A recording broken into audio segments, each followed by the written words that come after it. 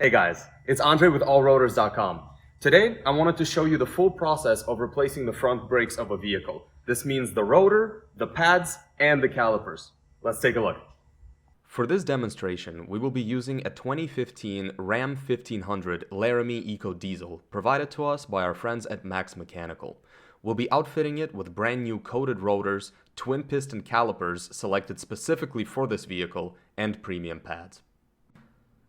We'll start by parking our vehicle on a solid and level surface, use a jack to elevate the front, and secure it with wheel chocks to prevent any rolling or shifting while we work. Step 1 is to remove the wheels. So we first use a 22mm socket to remove the lug nuts, and the wheel is good to go. We'll store it safely under the vehicle while we work on the brakes. With the easy part done and the wheels removed, it's time to disassemble the brakes themselves. Using a wrench with the 13mm socket, we remove the two hex bolts securing the caliper bracket.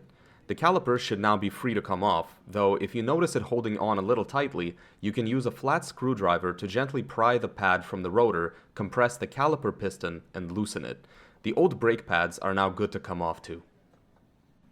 Now we switch the breaker bar back to the 22mm socket to remove the two hex bolts holding the caliper bracket and slide it off the rotor.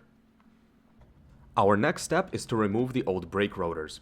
Oftentimes, just unscrewing the lug nuts from the studs will be enough. However, you may run into a scenario where the brake rotor is stuck tightly onto the center register, especially if a layer of rust has been growing over it for some time. In some cases, applying a degreaser like WD-40 and hitting the outer surfaces with a hammer a few times will be sufficient to remove it. If this doesn't work, however, we can use a butane torch to heat the surface of the brake rotor, careful not to damage the studs or the center register itself. This will cause the metal of the brake rotor to expand and break up the rust buildup. Once sufficiently heated, carefully hitting it with a hammer will dislodge it and it will come off without issue. At this point, it's important to clean as much rust as possible from the center register and the flange surface so that the new brake rotor fits snugly without any room to wobble. We recommend using a wire brush on a drill bit, carefully avoiding damaging the threading on the studs. Once the surfaces are cleaned, we can then install the new brake rotor and get to work installing the new caliper bracket. We first detach our brand new out-of-the-box caliper from its bracket. We then use a C-clamp to make sure the pistons on the caliper are pushed back, and install the bracket onto the wheel, preloading the 21mm hex bolts with the torque wrench. Now we install new pad clips onto the new pads. In case new pad clips aren't included in your kit, you can clean and reuse your old ones.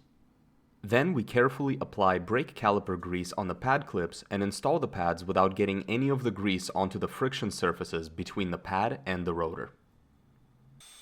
If you wish to reuse the old caliper bracket, use the wire brush to clean the pad clip channels.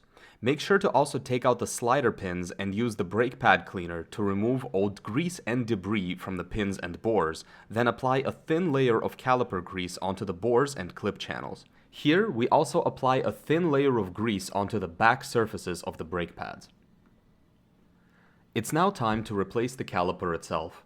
To do this, we start by clamping off the brake line and unscrewing the banjo bolt that connects the line to the old caliper and attaching the new caliper in its place, starting with the lower bolt.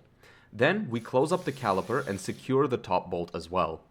At this point, we need to attach the brake line, so we start by cleaning the brake line connection and replacing the copper washers around the banjo bolt. These washers will normally be included in your new brake kit. We now secure the brake line connector to the new caliper with the banjo pin and unclip the brake line. Now, we move on to bleeding the brakes. The purpose of this is to make sure that there is no air in the brake line leading to the brakes we just replaced. In our case, our mechanic monitors the brake line with the bleed kit, while the driver periodically pumps the pedal until no air bubbles come out of the line and the brake pedal feels firm.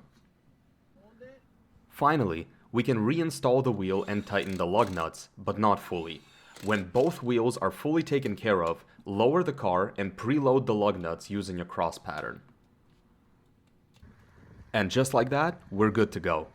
To find brake kits for your specific vehicle, you can use AllRotor.com's search function. Just enter your car's year, make, and model to order the parts that are guaranteed to be compatible with your car.